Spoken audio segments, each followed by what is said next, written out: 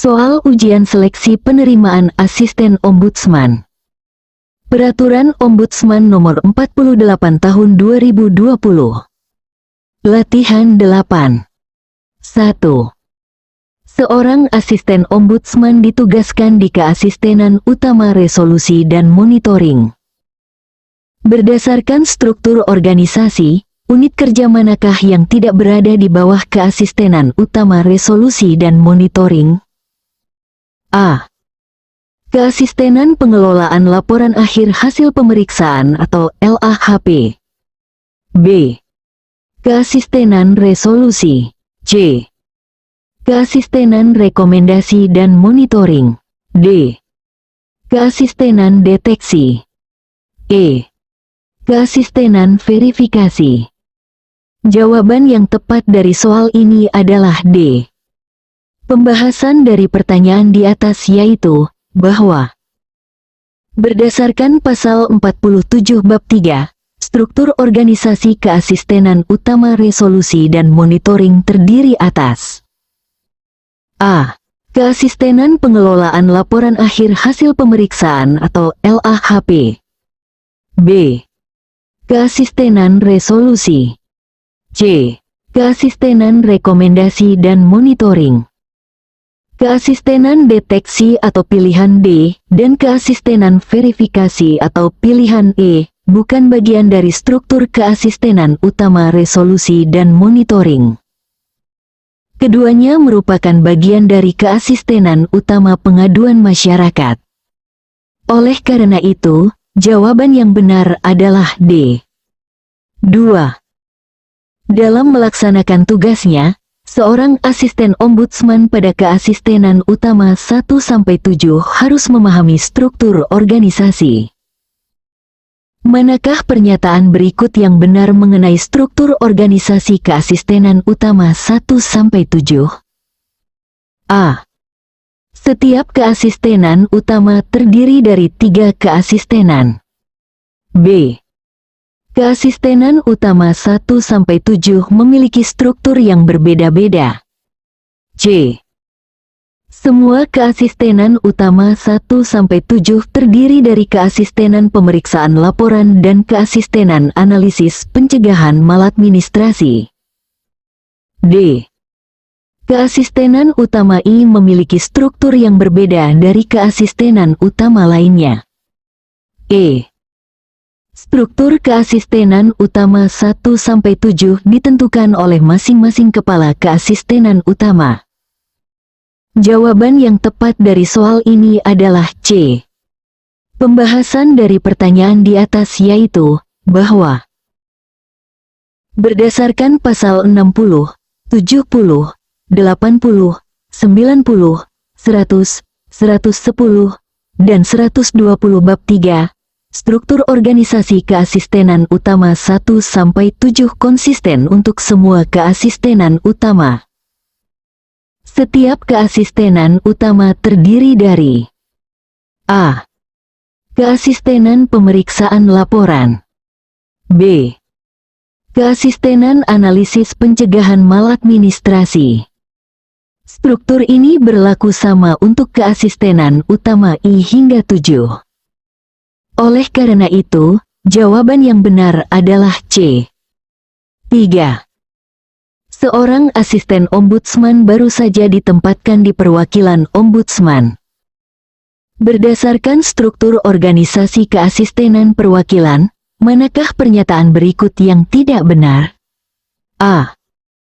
Keasistenan penerimaan dan verifikasi laporan atau PVL, perwakilan bertanggung jawab kepada kepala perwakilan.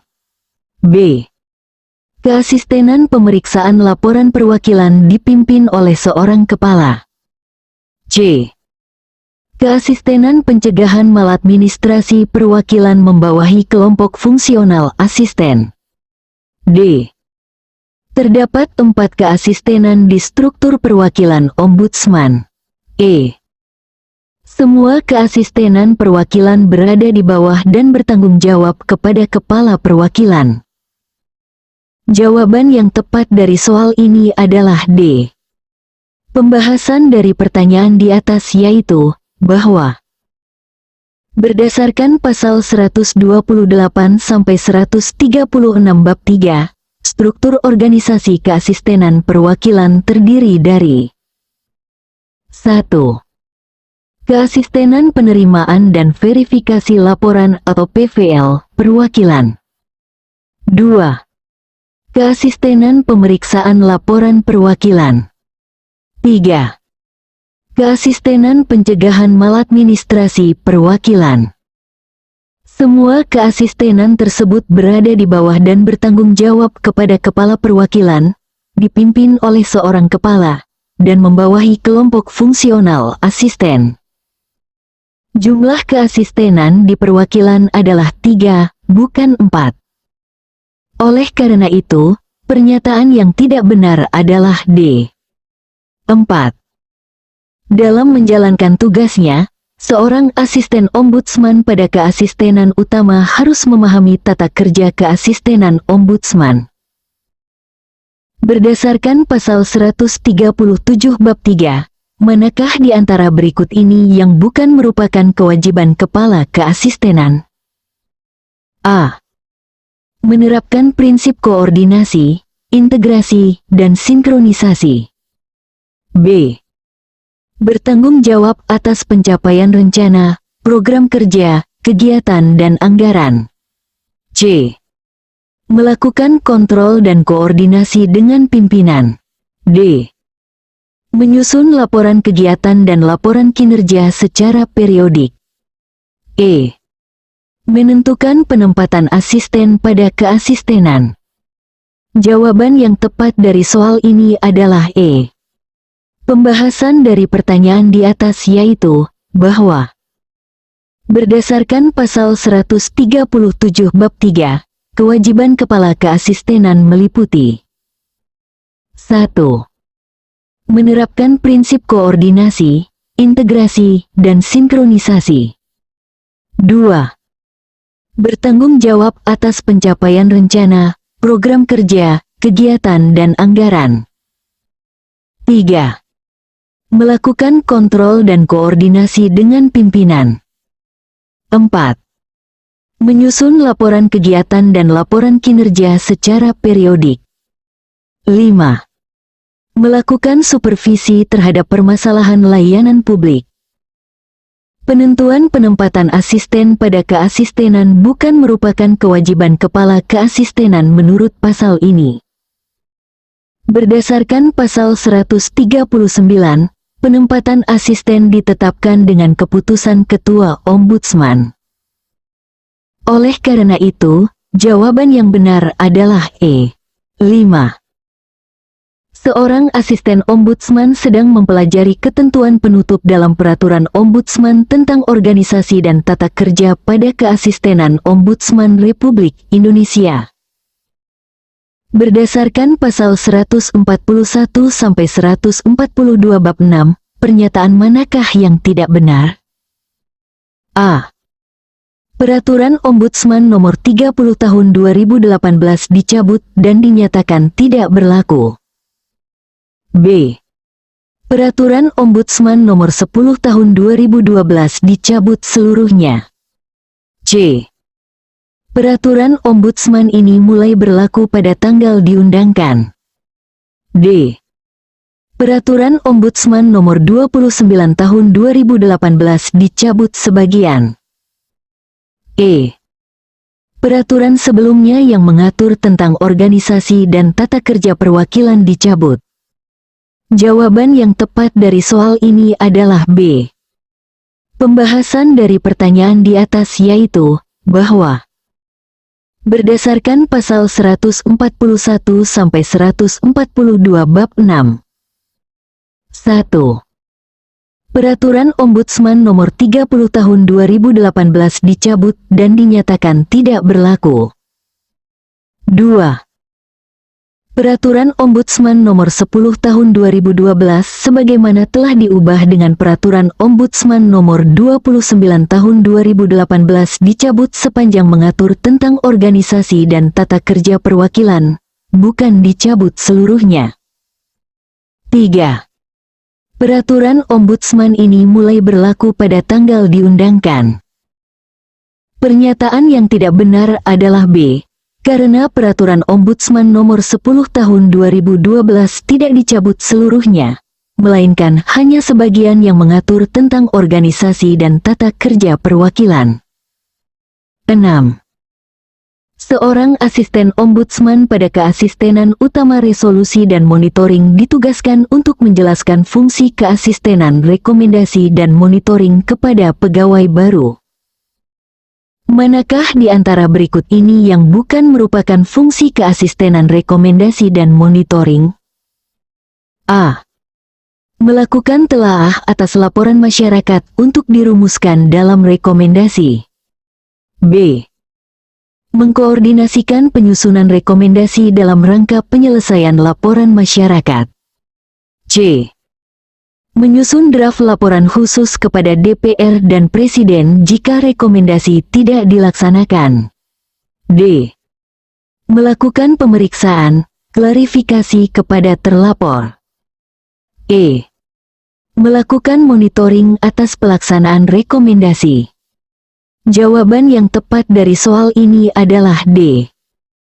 Pembahasan dari pertanyaan di atas yaitu, bahwa berdasarkan pasal 55 bab 3, fungsi keasistenan rekomendasi dan monitoring meliputi A. Melakukan telaah atas laporan masyarakat untuk dirumuskan dalam rekomendasi. B. Mengkoordinasikan penyusunan rekomendasi. C. Menyusun draft laporan khusus kepada DPR dan Presiden jika rekomendasi tidak dilaksanakan. E.